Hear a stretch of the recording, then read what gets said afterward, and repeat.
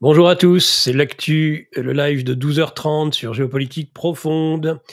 Et bien, nous allons parler d'un sujet, un sujet dont je lis dans le chat, mais nous le savions déjà. Alors, peut-être que dans notre communauté, en effet, de Géopolitique Profonde, on en sait un peu plus que ceux qui, s'ils regardent ces informations, vont dire « Mais comment l'origine du virus ne serait pas naturelle ?» Mais c'est du complotisme.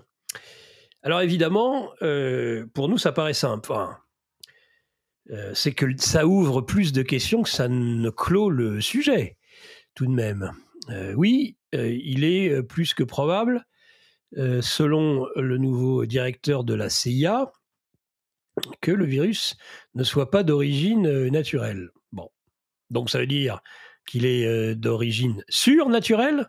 Ce sont les extraterrestres. Non, je ne pense pas que ce soit ce qu'il ait voulu dire, mais plutôt artificielle. Issu d'une manipulation humaine sortie éventuellement d'un laboratoire. Ça va poser, et on va poser ces questions, ça pose beaucoup plus de questions que ça n'apporte de réponses. Même si, en effet, un certain nombre avaient alerté, et ce, très rapidement, nous en parlions ce matin avec Corinne Lalo, qui est de ce combat pour que l'on connaisse la vérité, et ce, depuis le début. Oui, certains l'avaient dit très rapidement, évidemment, une mention spéciale sera accordée, outre à ces chercheurs indiens, à notre prix Nobel, qui, lui, l'avait découvert avant d'autres, et puis quelques-uns autour de lui par la suite. Mais ils sont quand même relativement peu nombreux dans un premier temps. La preuve d'ailleurs, la Chine vient de réagir à cette communication de John Radcliffe. Et qu'est-ce qu'elle répond? Elle a raison d'ailleurs de répondre cela. Tiens, mon article a déjà sauté. Qu'est-ce qu'elle répond? C'est pas grave, je vais le faire de mémoire. Elle parle du fait qu'il y a eu une enquête entre l'autorité chinoise et l'OMS, et que donc il en est conclu que c'était une origine naturelle, certainement liée au marché humide de Wuhan. Et ils peuvent même rajouter qu'il y a un consensus scientifique sur le sujet aujourd'hui, comme quoi le virus a une origine naturelle, un consensus scientifique. C'est drôle, c'est exactement la même chose.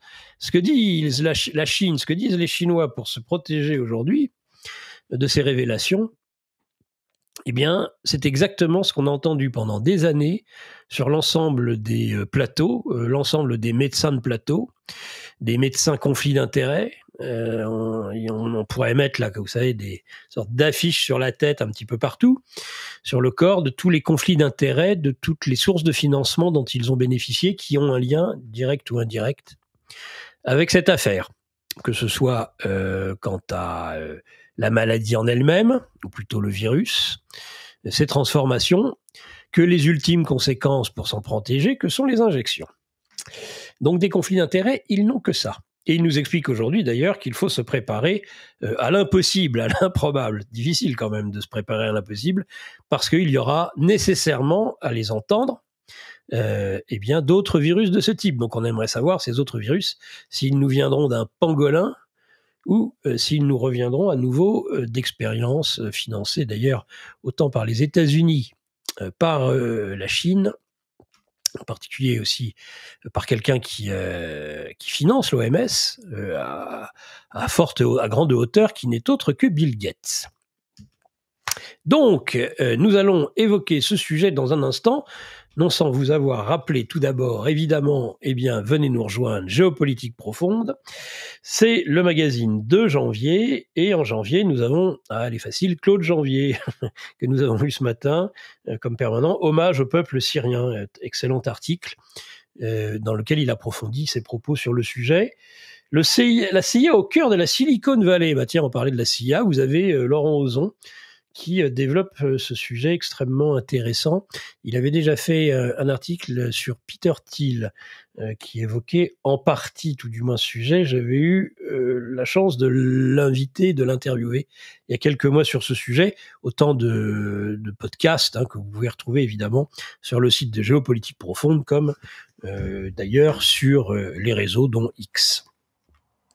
La boutique, évidemment, qui est ouverte et qui ne fermera pas à toute époque de l'année. Il n'y a pas d'époque pour se faire plaisir et s'acheter un produit dérivé ou pour ses proches, ce qui agrandit évidemment notre communauté. Voilà, donc les complotistes, le titre, et les complotistes avaient raison. Non. Je ne suis pas persuadé que ça va encore convaincre tout le monde. Déjà pour une raison simple, c'est qu'on nous annonce ça vient de la CIA. Ah, mais si c'est la CIA, et puis c'est la CIA de Trump, c'est qu'en fait, ils veulent être hostiles à la Chine, évidemment. Il n'y a aucune raison. Vous savez, ces mêmes services de la CIA, qui ne sont même pas cités, mais dont les paroles sont paroles d'évangile, lorsque ils parlent de la situation en Ukraine, le nombre, les millions de morts, ils sont par millions même de morts dans l'armée russe. Hein, ce sont quand c'est pas le MI6 qui donne ce genre d'informations grotesques et farfelues, eh bien c'est la CIA. Mais là, évidemment, si ça concerne Poutine, ce que dit la CIA est parole d'évangile. Hein, voilà, pour tous nos médias larbins. Donc ça dépend non seulement, maintenant le 2 poids 2 mesures va non seulement sur l'organe qui donne l'information, mais même la teneur de cette information. Donc la CIA, si c'est sur l'Ukraine, c'est parfait. Si c'est sur la crise sanitaire, il y a des conflits d'intérêts. Et oui, mais oui, ils vont nous dire ça, ils vont nous dire, la CIA a un conflit d'intérêts pour annoncer ce genre d'informations. Et ça va être certainement des médecins de plateau qui sont bourrés de conflits d'intérêts, ils n'ont peur de rien. On est dans l'inversion accusatoire permanente, évidemment. Hein, c'est pas moi le coupable, c'est toi. Voilà, ça rien. En effet, là aussi, vous avez raison, ceux qui disent qu'on n'apprend rien. Mais on n'apprend rien, mais néanmoins, déjà, moi j'ai appris dans la vie qu'il fallait jamais bouder son plaisir. C'est-à-dire que lorsqu'on nous traite de complotisme, et derrière complotisme, il y a quoi? Vous êtes des paranoïaques, vous êtes des théoriciens fous de complot, c'est grotesque, c'est hautement grotesque, tout ce que vous mettez au banc finalement du cercle de la raison, de la société, en imaginant, parce qu'évidemment, ceux qui pouvaient se présumer une origine artificielle manipulé dans un labo, peut-être qu'il y a une fuite, c'est pas le sujet là pour l'instant. Et peut-être qu'évidemment après le reste du narratif, ils ont eu du mal à le croire. Voyez. Ils ont eu du mal à croire qu'il n'y avait pas de médicaments sur le marché pour régler le problème. Ils ont eu du mal à croire qu'à part la divine injection, il n'y avait pas de salut à cette terrible maladie qui tuait tout sur son passage. Il y en a qui ont... Vous savez, c'est toujours comme ça. Quand vous commencez à émettre un doute, et puis que semble-t-il, votre doute est quand même un petit peu fondé, que vous avez Montagnier, prix Nobel, prix Nobel de médecine, dont on rappelle quand même que c'est lui qui avait identifié le virus HIV, du sida, et qu'il dit, tiens, c'est étrange, il y a dans les séquences du Covid, des séquences qui sont équivalentes à ce qu'on a trouvé, à ce qu'on a cartographié sur le virus du sida, et ça n'a pas été facile de le trouver à l'origine. Puisqu'on se demandait même s'il s'agissait bien d'un virus pour le HIV, puisque je vous rappelle quand même que c'est un virus qui peut incuber pendant des années, ce qui n'est quand même pas l'orthodoxie en la matière. Hein. Normalement, vous avez un virus, quand vous détectez un virus, vous êtes malade. Alors, on nous a expliqué pour le Covid, rappelez-vous quand même, hein, c'était hautement, là justement, hautement ridicule et grotesque. Alors, on faisait même des tests en montrant dans un bus, un malheureux bus de Chinois, que si le chauffeur était malade, tout le monde allait être atteint. Moi, je me souviens, j'ai plutôt bonne mémoire sur ce type de sujet qui m'intéressait, et je me rappelle de tout ce qui avait pu être raconté sur le sujet. Alors, évidemment, le héros, qui était d'ailleurs en 2020 sur The Economist, sur la couverture de The Economist, on voyait ce fameux pangolin. Ça a été le héros de l'affaire. Même si après, quand on s'est rendu compte que c'était assez ridicule, on a mis en cause des chauves-souris. Ou mieux, une chauve-souris vampire qui a mordu un pangolin. Et après, un horrible Chinois qui a mangé cru un pangolin. Et de là, cette terrible épidémie. C'est vrai que ça, c'est hautement crédible. C'est beaucoup plus crédible qu'une sortie de laboratoire. C'est ce qu'on nous a expliqué quand même pendant toutes ces années. Donc ça va poser la question de savoir pourquoi on nous a expliqué ça. Pourquoi est-ce que la CIA, semble-t-il, le savait et qu'il y a eu des conflits avant que John Radcliffe n'intervienne et donne cette version des faits, qu'il y avait, semble-t-il, ceux qui disaient et qui voulaient que ces rapports sortent sur les origines. D'ailleurs, c'est vrai qu'on en avait entendu parler à plusieurs reprises. Très vite, ça avait été tu, on en parlait et puis on le taisait. Je crois que même Macron, à un moment donné, elle l'avait évoqué. Et puis 2 jours après, silence. Évidemment, quand on joue sur le chantage, alors il y a peut-être un jeu de chantage d'ailleurs entre l'Occident et la Chine sur cette affaire. C'est pas exclu.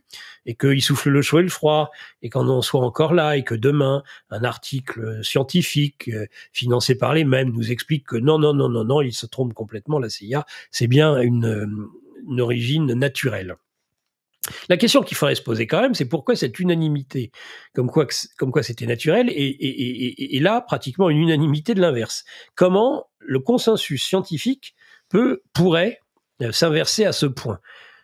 Ça quand même, ça fait pas. Déjà, ça c'est la première question, j'ai envie de dire, qu'on serait en droit de se poser quand on nous renverse tout. Et je me mets à la place des quoi, 85, 90% des Français qui sont absolument convaincus que ce qu'on leur a dit sur cette crise sanitaire n'était que la stricte vérité, hein, et que l'idiot du village ou l'imbécile de la famille qui prétendait et professait des théories inverses était évidemment le mouton noir dont il fallait se moquer, ironiser, en même temps que de l'éloigner, de l'ostraciser, voire à l'occasion. Donc évidemment, ça peut être quelque chose qui pourrait être dur à avaler, avec tout ce qui va avec, parce que évidemment, la première question qu'on se pose, si c'est pas une version, si c'est pas naturel. Donc après, évidemment, il y a toutes les questions liées au fait que d'où ça vient. Est-ce qu'on est sûr que ça vient de Wuhan? Oui, semble-t-il, ça vient de Wuhan. Ou en tout cas, il a eu une dispersion à Wuhan. Était-ce la première? On peut se poser la question. Quand? On n'en sait rien jusqu'à présent. Ils avaient identifié. Mais alors, c'est assez étonnant pour des Sherlock Holmes qui veulent conserver des preuves. Les Chinois avaient fait très très fort, qu'on reproche de ne pas avoir fait preuve d'assez de transparence. Tous nos médias expliquent que les Chinois n'ont pas fait preuve d'assez de transparence. Mais j'ai pas vu un journaliste d'investigation au monde, ils sont des dizaines de milliers, des centaines de milliers peut-être même, à avoir fait preuve de la moindre curiosité pour essayer éventuellement, ils ont juste déploré, c'est dommage, il n'y aurait jamais eu d'affaire Watergate ou de multiples affaires si on avait des journalistes qui juste déploreraient l'absence de transparence. Non, parce que vous avez donc des politiques de systèmes autoritaires, voire dictatoriaux, voire totalitaires, leurs services de renseignement, les politiques en général. Donc en fait, messieurs les journalistes, il faut qu'ils vous mâchent le travail, il faut qu'ils vous disent, vous présumez qu'ils disent la vérité, c'est ça. Vous n'allez pas chercher par vous-même, ça ne vous intéresse pas. Ou lorsque des gens vont chercher, comme ce matin justement Corinne Lalo, vous la mettez au banc des journalismes. Quand le professeur Montagnier annonce que ce virus ne peut en aucun cas être naturel parce qu'il y a parce qu'on a inséré au moins 4 séquences, qu'il y a une protéine de pointe qui est spike et qui, semble-t-il, n'est pas arrivée là comme ça par hasard. Vous expliquez que c'est un vieux sénile. C'est ça. Et même sa laborantine qui a eu le prix Nobel avec lui, vous tendez les micros et cette brave dame qui elle-même se part de son prix Nobel pour dire oui, mais vous savez, Luc Montagnier, le professeur Montagnier, il est plus de la première jeunesse, il est sénile. C'est ce qui a été dit tout de suite, même par certains de ses collègues. J'ai même envie de dire, j'en dirai pas plus, par des gens qui par ailleurs ont fini par avoir les mêmes convictions que lui, mais qui m'ont dit dès le début, oh là là, non mais c'est un sénile, le Montagnier, évidemment. Bon, il semblerait que le sénile en question soit pas si sénile que ça, et qu'il ait vu 4 ans avant la CIA. Ça, c'est amusant quand même. Les meilleurs services de renseignement, qui savent tout sur tout, qui nous écoutent. On peut pas aller... Madame Merkel ne pouvait pas aller aux toilettes sans que immédiatement les hauts dirigeants de la CIA le sachent. Ils savent tout sur tout. Et là, étrangement, pendant 4 ans, ils savent pas. Ça me fait penser un peu à Notre-Dame de Paris, cette histoire. C'est pareil. On sait pas. On sait pas. Il y a des fois, ils savent avant même que ce soit terminé. Ils savent. Le Nord Stream, tout de suite, C'était les Russes au début. Les câbles, là, dans la mer Baltique, qui voulez-vous que ce soit? C'est Poutine. C'est ça, tout le temps. Il y a un avion qui tombe. C'est un missile russe. Il l'a frappé tout de suite. L'avion n'est pas encore totalement scratché, on a déjà la réponse. Ces médias sont extraordinaires. Est-ce que réellement, ils sont crédibles? Bien sûr que non. Comment se fait-il qu'encore 80 ou 90% des Français les croient sur parole? Ça, j'ai envie de dire que la question essentielle, la question métaphysique que l'on devrait d'abord se poser, c'est ça. C'est cette envie, ce besoin, ce désir insatiable de croire. De croire. Eh bien, je pense qu'il ne faut jamais les croire, mais ça, nous le savons, puisque nous sommes des complotistes, donc des paranoïaques. Évident. D'où les hôpitaux psychiatriques qui nous tendent les bras si nous continuons, évidemment, à aller à l'encontre de ce que dit la doxa, parce que ne croyez pas que cette affaire est terminée. Vous avez... j'espère évoquer dans les jours et les semaines qui viennent dans pas mal d'émissions, parce que je pense qu'il va falloir qu'on commence à se concentrer sur les questions quand même du réchauffement climatique. Là, ça fait longtemps qu'on en parle, mais nous avons d'excellents spécialistes, et je vais essayer dans les jours et les semaines à venir à les inviter les uns les autres. Gervais, entre autres, qui vient de sortir un livre, là. Non, il n'y a pas d'apocalypse sur le plan climatique. Ça sera intéressant, je pense, d'évoquer avec eux tous ces sujets, parce que c'est la même foi, c'est la même croyance irrationnelle et infondée, mais qu'on arrive à imposer à peu près tout le monde contre les évidences, mais avec toujours des positions ad hoc. Vous savez, les positions ad hoc, c'est lorsque la thèse ne correspond pas à la réalité, on trouve une hypothèse, on ajoute une hypothèse qui permettent de faire rentrer à nouveau la réalité dans la théorie. C'est pas la théorie qui doit rentrer dans la réalité, dans le réel, c'est l'inverse. Évidemment, c'est ça la position toujours idéologique. Donc, ce sujet, évidemment, et cette révélation, qui n'en est pas une, on est d'accord, pour des personnes comme nous, mais moi je me rappelle m'être souvent un petit peu frictionné avec des amis sur le sujet, qui me disaient ou qui disaient dans les conférences, mais de toute façon, tout le monde est bien d'accord sur le fait que c'est un virus artificiel. Et je leur répondais absolument pas, c'est plutôt l'inverse. Tout le monde est d'accord pour que ce soit un virus naturel. Nous pensons, et je partageais bien sûr depuis le début leur hypothèse. Nous pensons qu'ils se foutent de nous. Mais ce qui est le plus flagrant, c'est ça. Pour moi, c'est vraiment le sujet essentiel, c'est de comprendre comment, en plus, même ce consensus arrive à se réaliser. Donc là, évidemment, se pose la question du qui. Qui est derrière tout ça, qui permet de faire en sorte qu'il y ait une homogénéité de la réaction, qu'il y ait un consensus, un faux consensus, mais un consensus quand même. C'est-à-dire que vous avez une multitude de salles de rédaction, pourquoi disent tous la même chose au même moment? Bon. Là, évidemment, derrière cela, vous pouvez développer les théories que vous voudrez, mais en tout cas, ce qui interroge, et ce qui va rendre difficile, je pense, l'exercice pour ceux qui informent, en tout cas dans le mainstream, c'est comment vont-ils pouvoir justifier un quelconque revirement de situation. C'est pour ça que je pense qu'ils ne le feront pas, et que ce n'est pas parce que la CIA, mais identifiée comme CIA cette fois-ci, non pas identifiée comme gorge profonde qui donne la vérité révélée, eh bien je pense que beaucoup vont dire non, mais ça c'est de la guerre commerciale, ce n'est que ça, évidemment. Donc ça sera la guerre commerciale. Sauf qu'on va quand même voir, je pense que si on leur reproche ça, il y a énormément d'informations et de dossiers qui vont sortir. C'est-à-dire qu'il va y avoir une surenchère. Je pense que les gens ne vont pas se laisser ridiculiser en disant je ne pense pas que demain, le directeur de la CIA acceptera d'être considéré comme un complotiste, comme les autres. Ce serait drôle, ceci dit, ce serait cocasse. Demain, que monsieur Véran, qui est un journaliste de premier plan, explique que le directeur de la CIA a attrapé cette terrible maladie qui est le conspirationniste. On aimerait bien Rudi Reichstadt expliquer que M. Radcliffe est un conspirationniste, le directeur de la CIA. Eh ben, nous voilà bien.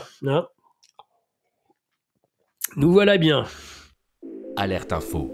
Géopolitique profonde prend sa place dans le paysage médiatique français. Bonsoir à tous, vous êtes sur Géopolitique profonde, la chaîne qui est là pour remplacer les médias subventionnés. On investit maintenant la rue. Et on veut vous entendre. Le gouvernement de M. Macron nous a obligés et nous a enfermés chez nous. Mais on a besoin de votre soutien. Alors cliquez sur le bouton j'aime pour nous soutenir.